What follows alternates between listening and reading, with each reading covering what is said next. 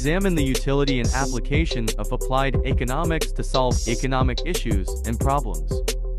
The purpose of applied economics is to improve the quality of practice in business, public policy, and daily life by thinking rigorously about costs and benefits, incentives, and human behavior.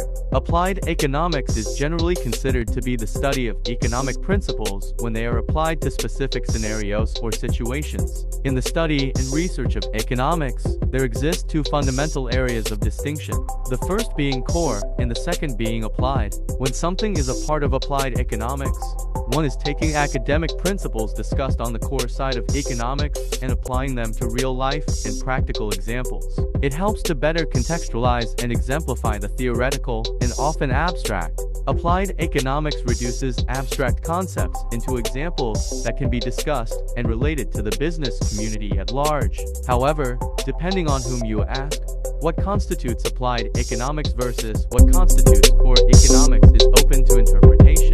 Applied economics solves economic problems by providing information on how people, businesses, and governments behave. This can enable economic actors to make better decisions and solve problems. Applied economics is at the center of everything we do, and it helps explain economic theory and apply it to our everyday lives. Applied economics can help us understand more about the prices we pay, how delivery charges work, and why things may go on sale. This economic problem applies to individuals, companies, and governments, but at an economy-wide, country-wide level, how does a government seek to solve the economic problem? The key element is that a government must make choices. What to produce? An economy cannot produce every single good and/or service demanded by consumers and businesses. It does not have sufficient resources to do this. Instead, it must choose which goods and services to produce, and maybe import the others from overseas.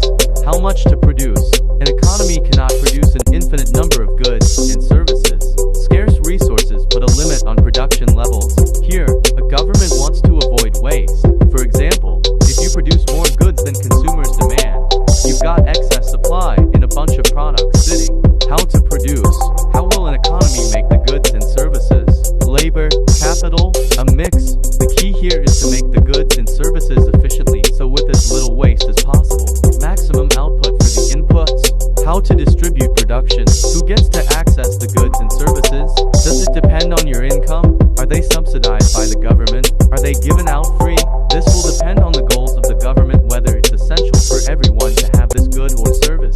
The challenge for governments is the difficulty in getting these questions right.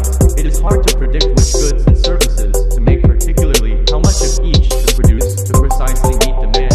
Governments and markets don't always